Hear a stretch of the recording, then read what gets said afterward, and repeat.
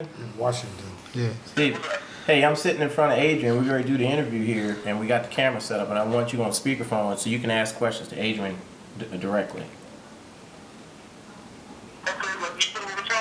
Well, he's listening. I got you on speakerphone. Okay, Adrianne, how you doing? Yeah, good. How you doing? Slippery son.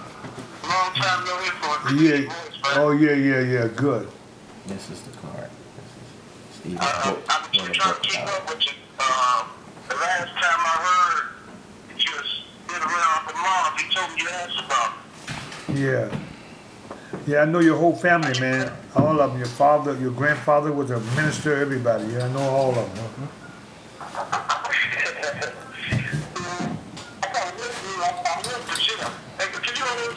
Sure.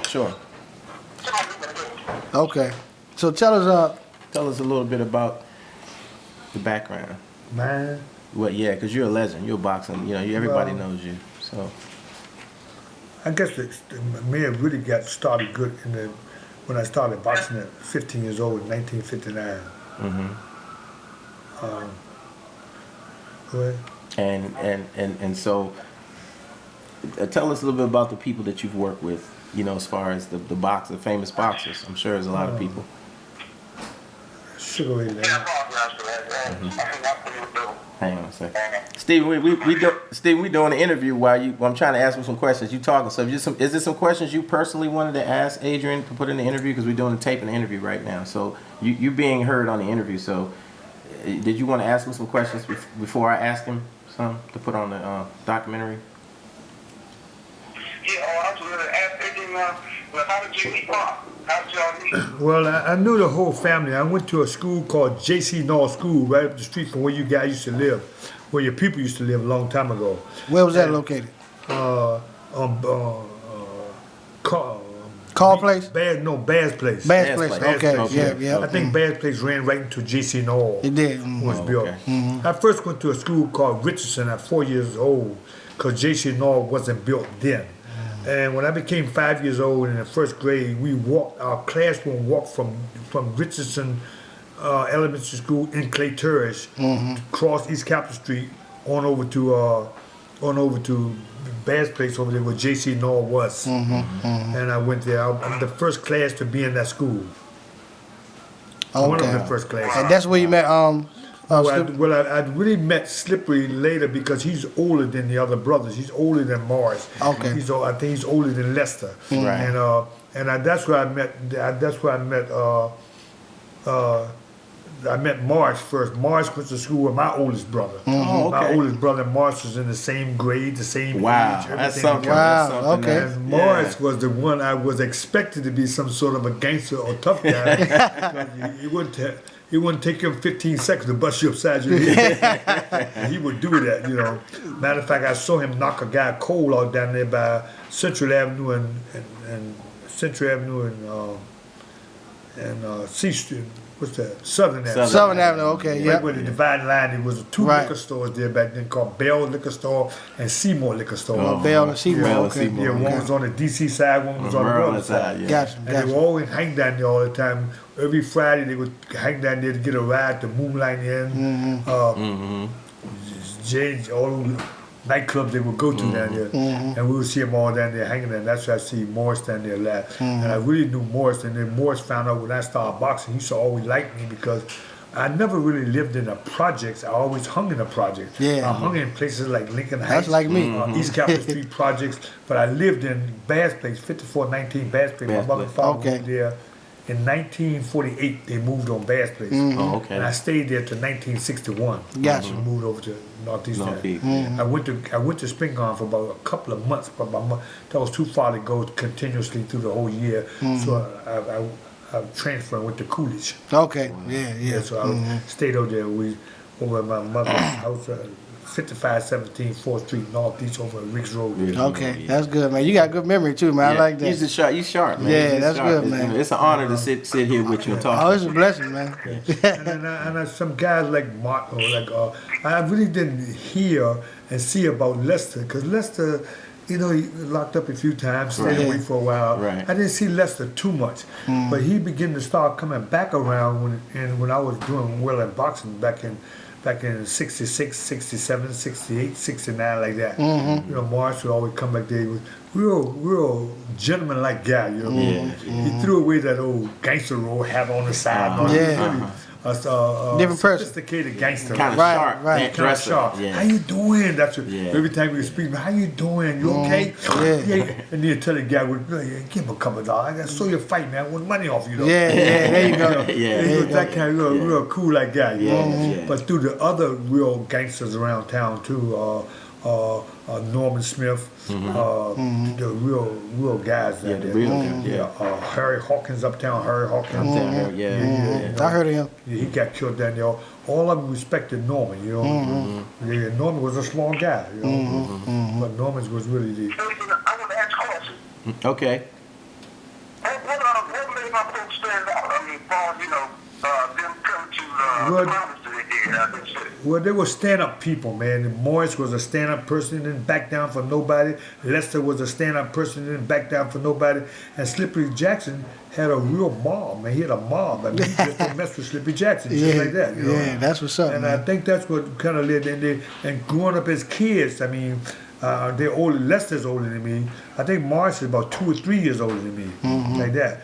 But I mean, you hear of their reputations around school, around town. You know, you don't mess with Lester Jackson and the Jackson family, and Morris Jackson, and he wasn't no punk. I mean, he was a stand-up guy, and like the old saying is that you just and that was the big thing about Marshall Heights. Marshall Heights wasn't like the gangsters of Lincoln Heights, of Uptown, Leroy Parks, and all.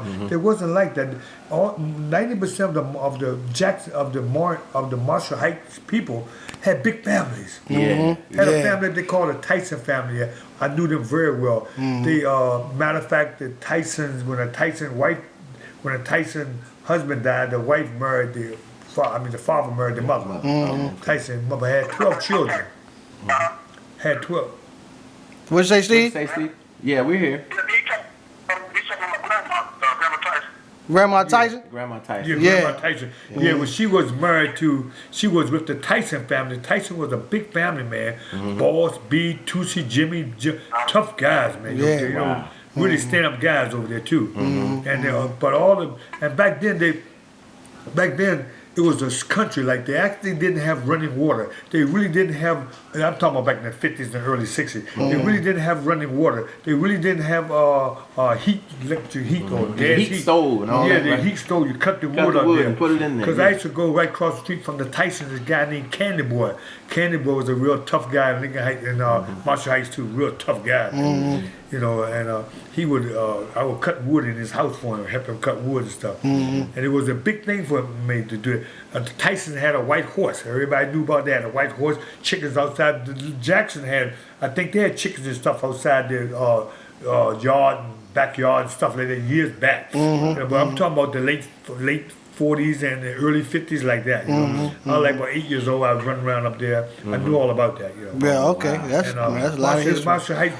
Marshall Heights was special. You know what I mean? Yeah. It still is. It still is. Well, Not like it used to be in your time. Yeah. You don't see no more. It's commercial now. There's a pump. You see the kids clear the buckets to the pump up there and pump the water. Pump the water. There's a round thing come up and a little snout out of it. When you punch the tube, that's how you get your water. Right. Guys, they cutting wood. I mean, this was natural. I mean, it wasn't nothing like, hey, look what this guy doing. I mean, that was natural, and that was one of the reasons why I got a reputation, because I learned to stand up on my own, because I had to fight a lot of guys because they thought I was better than they were, because my mother and father lived in a house about a block and a half away from Marshall Heights, and it had heat in it, it had electric in it, had running water. So you had that. Right. So I went to school. I grew up with that too, man. I went to school halfway. Mr. Davis, I grew up with the same thing. We used to do this. This is the truth, man. And I will remind me saying this, but Marsh knows this. I remember I saw him like this. Marsh used to go, and I did too, and I saw him too. He used to take a cardboard box, cut it off, and put it underneath your shoe because your shoe had a hole in it. Oh, wow. Yeah, like that. The shit. One of them, they wear their big brother shoes because they didn't have enough shoes to go around. Hand-me-down. They were big like that. You know, the Drews, the Russells, the Tysons, the Jacksons, they were like that. Well, who was the The first gangster you was getting ready to tell us about. Well, the real Morris, Lester told me about this, but my father told me about it too. Who was your father? My father, he used to work on cars. He was an automobile mechanic. Okay. He worked on cars, but he knew Lester too. Okay. And sometimes Lester would bring his car, and my father would fix his car. Right. My father named Warren Davis Livo. He grew up born and raised over in a place called Ivory City. Ivory City, yeah, I know where that is. Yep. Yeah, actually, that's where I was born. Okay. My mother couldn't even make it out of the house. A lady called a midwife, she bared me. Right. And that's how I was born.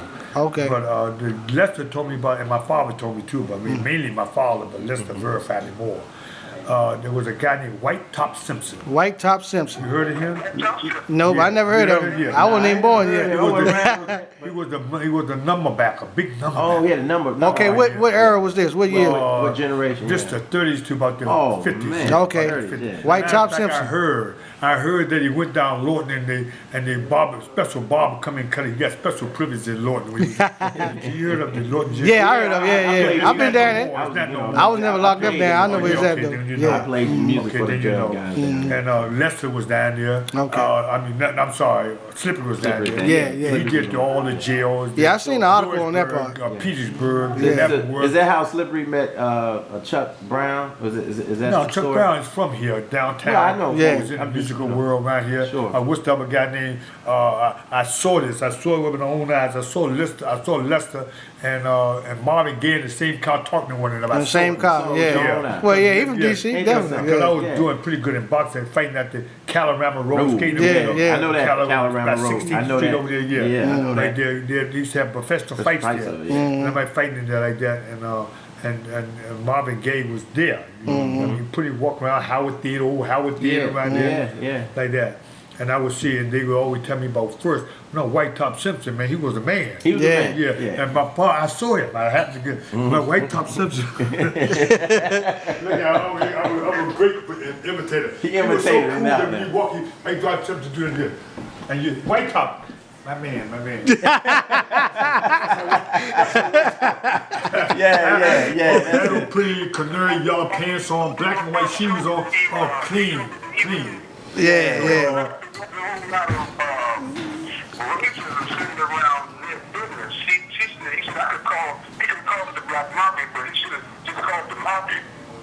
Oh, okay. Who's Who's that, Steve? My father was saying that, he associated with all types. He associated with Johnny Vinches, Oh, your father. Oh, Your yeah. father, Slippery, yeah. What type of dudes what type of guys are Slippery Jackson associated with that you can remember? Talking about me? No, talking you, Yes, sir. yeah. That you remember. That you remember. Yeah. Slippery was even in the streets. I was in a boxing gym for about 20-some years. Sure. So therefore, the gyms, there's no hiding about that. They uneducated people, drop out from schools, ex-convicts, street people. You know what I mean? Sure. All the gyms, the reputation around gyms right now is that if you go to a gym on Friday, don't go there because nobody's there too much on Fridays. There's street people hitting up town, going to the party, like that.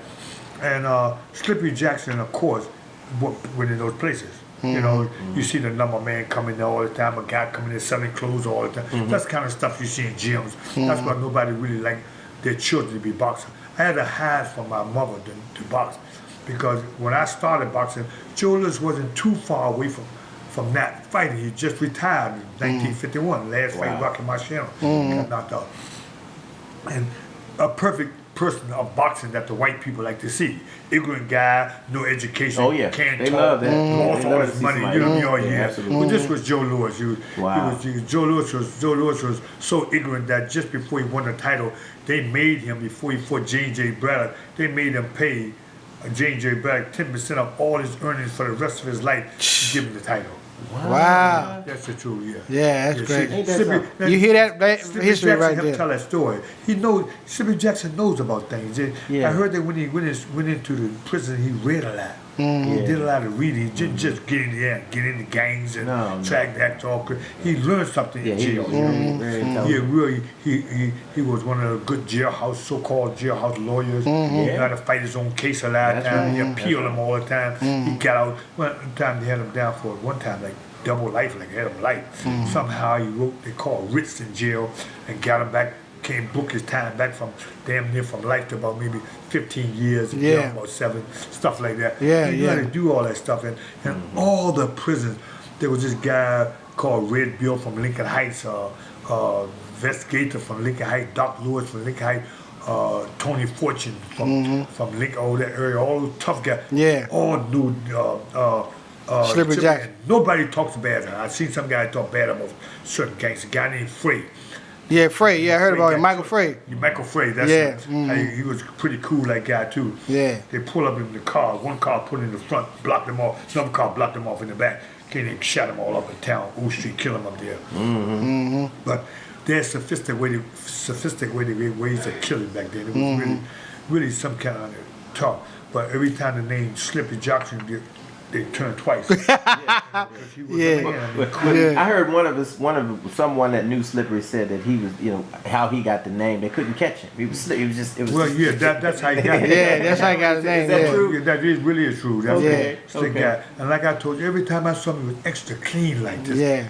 Had a shirts kind of roll up like, and every time he would see me, because he knew I come from Marshall Heights right there with him, he always come over there, hey, how you doing? You okay? Yeah. Hey, keep it going like that. Keep it going, man. Yeah. I mean, he was never like, what the F you, somebody, man, you knocked that mother out. He didn't talk like that. He didn't talk like you. Hey, he would be standing over there sometime, and I'd be coming out there one time, and the guy would tell you, hold on for a minute. How you doing? You all right? Yeah. And every time he would move with like a bodyguard or something, move with him. Hey, you okay? Yeah. Hey, give him a couple dollars. He's a good guy. Good. Always train.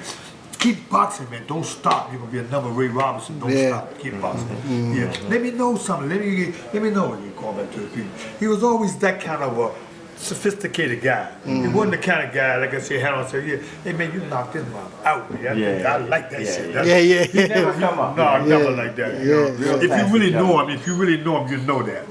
So everyone that we spoke to and said and I know some hard guys goes in prison. Hard guys. Oh yeah. But you know what they say about Slippy? Cool, man. Slippy cool. When nobody bought him. Nobody. As a matter of fact, he was the only guy I heard up in Lewisburg, which is a federal penitentiary, dealing with the Italian Mafia. Yeah, that's true. We got that documented. Yeah, that's true. Yeah. I mean, forget it. You get it, all the big guy names. Genevieve. Those guys. Yeah. They loved him. Yeah, they loved him. Yeah, they loved him. Yeah. We got that documented. I remember when I was going to Lewisburg, the visit bar, and we were sitting around the table, getting out, some undercover kids, and the Italian guys would come by with sausages and sandwiches and all kind of stuff, and all of that stuff, and people would be looking like, this guy got Not too many black men hanging with the Italians, man. That's right. Actually, the Italians don't accept it. Yeah, they don't accept blacks. Yeah. But that was a different era because they love Slippery Jackson though. Yeah. And he never forgot where he came from. He would go back into Marshall Heights, man, give somebody some money. Hear that somebody's family being proud because the evicted couldn't pay the rent, the mortgage or something. He would help them out, He was like that, man. So a lot of times, that's what makes certain people big when they give back. Absolutely. I think that's why Obama won, because he's gonna give back. He gonna give back, yeah, definitely. And not only to the blacks, Hispanics who make it out. Yeah, definitely. Poor whites who make it out. Yeah, that's right. Yeah, everybody. Yeah. Love is love. Do you see, you really want to classify our father, as a criminal?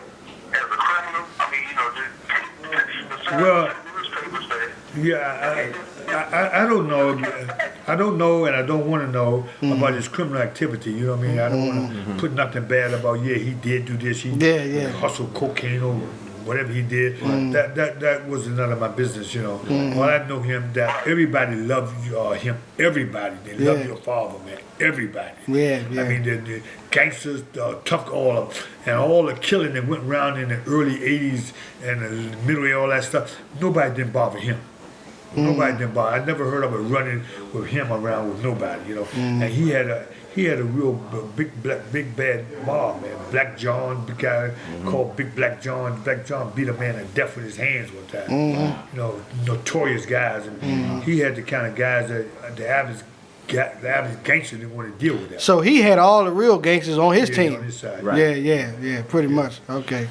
Say no more. And then he go as rich as he had a lot of money too. A lot of money, man. Yeah. Maybe over a couple of million, something like that. Yeah, way over. Have you seen when that Rolls Royce when they say they had a Bentley, a Rolls Royce, something like that? Blue was it? Blue Roll was. I wasn't born yet, but I probably was little, but yeah, I was a little guy. As a matter of fact, I don't know if this could be said, and I don't want to talk about somebody, but there was another gangster around town that was really falling down and got help from him and lift back up. He did real good, gone selling good, you know. There's a lot of talk about him about that. Yeah, I read an article about he helped that article on some of our research. And if you would say the name like, you know, Slippy Jackson, everybody kind of back up. They don't just, well, I mean, get him, I don't care, but they don't talk like that. Not about him. Yeah, not about him, you know. And you got, they always passing through Leroy, was taking me up the road, come up there from Sing Sing because they tried to charge up in New York to him in Sing Sing. And I was coming back, man, who did I see on the they call it the ghost ride? I know what you're talking about. Jail. I've been on that ghost ride. He knows it. He said, I saw Slippy. Slippy said everything is cool, whatever that meant back then. He said everything cool, you know. He saw Slippy on the ride. Wow. That's what's up, man. And another time, he went to D.C. This was, I think it was it must have been 68 or 69. Because right after the rise, because I was supposed to go down to the court with everybody else with it, but I didn't go. But they had a big charge on him, something real big. And everybody went to court about it. And I was saying to myself, damn, they probably bust him down. They said he had a sharp lawyer. His lawyer tore him up. He walked on out. He walked Slippery Jackson. So that's why the name became Slippery Jackson like that. And he also sponsored, I don't know where this was, but he also sponsored a baseball team in Montreal one time. But it didn't stay together. The game didn't stay there. I don't know what the coaches or something. Baseball is not really my game. So.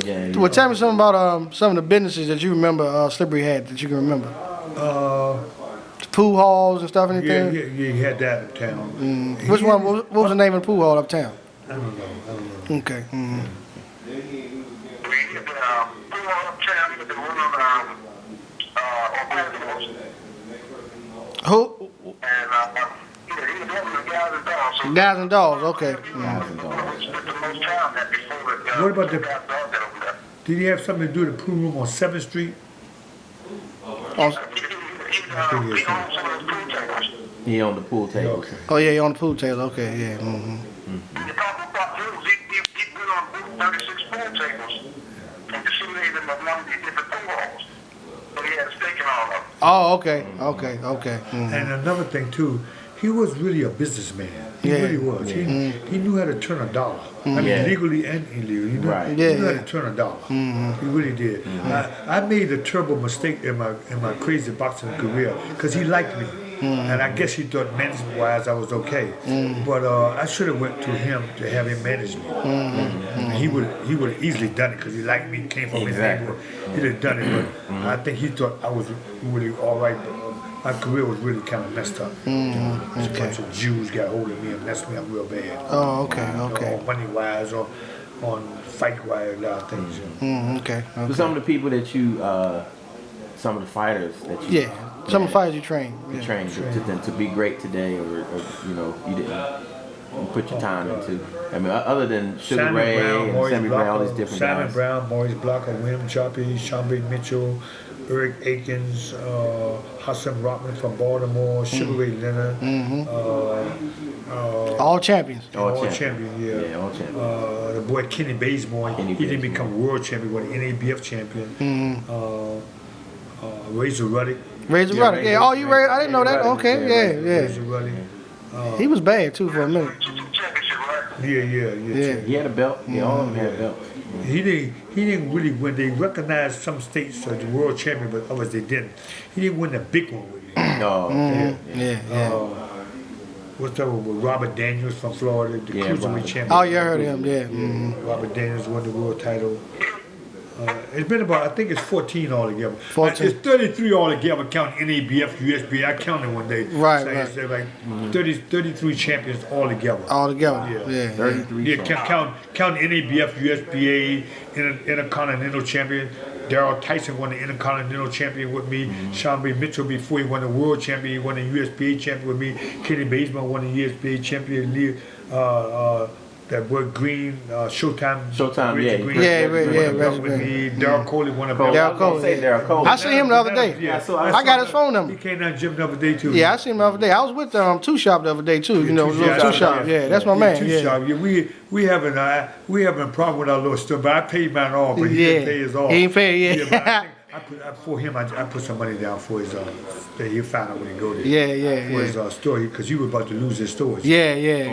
I'm about to lose mine too. Yeah, that's good. I kind of neglected a little too long. I talked to Mark. Matter of fact, I went to the fight Saturday to see little Dusty Harrison. Oh yeah. I had a boy there. Yeah. I was there with the boy. You was there? The boy in the first round. I didn't even see it. You was at the fight? Jackson. Yeah, I was at the fight. Okay, I always stay. Well, I got there. It was probably about 9 o'clock, almost 10 o'clock when I got there. You might have missed it because you knocked the boy in for the boy I got a good boy named Phil Jackson. Phil Jackson. Okay. Okay. Boy, I heard 11 fights with 10 knockouts. Okay. Yeah, little Dusty is he's 10-0 6 knockouts. Yeah, his father buddy is in my neighborhood, Hillcrest. I know his father good. Father wanted me to train this boy, you know. Yeah.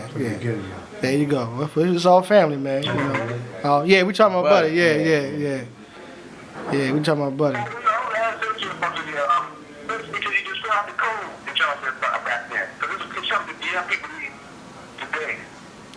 He said, tell him about the code that used to the boxing code y'all had today that the kids don't have today. You should explain that.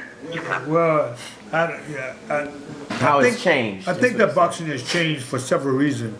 One thing, TV has done too much. It's done so much. It's making the fighter too flamboyant, give him too much fame. Yeah. It's like that. Another thing is that you lost from the boxing world. Really suffered so bad. Is the trainers. Yeah. The trainer now are just guys that coming off the street. Guys that are just whoever they may be. Yeah, we just lost a great one. Rest in peace. Emmanuel Stewart. Me and him same age. Wow. Beautiful man. 1944. Beautiful man. Me, Joe Frazier, Emmanuel Stewart, same. Matter of fact, we was in a national tournament together in 1963 in Toledo, Ohio. He won the whole national tournament. I lost out in the finals. I went to the finals, lost to the finals, and we did a lot of things together. You know, I know Emmanuel. Matter of fact, his funeral is the 13th. Oh, okay. Okay, 13th. 13th of this month. Okay. So where you training out of now? Well, now I don't have my gym right now. The building that I was renting, the man sold the building. Oh, okay. Everybody had to evacuate. Right. Okay. All right. So you're working on something now? Right now, I got my daughter. She just found a place for me over at Ardmore Road. Oh, I got to go over there and meet the man Monday morning. That's good. Okay. That's good. The man's out of town. Praise God. Yeah, praise God. I hope I can stumble up and get because it's paying that storage and everything. It's really killing me. Yeah, that's killing. Yeah. Praise God, man. Praise God. What's up, Steve? Yeah, go ahead. What are you saying? Steve, what you say? Yeah.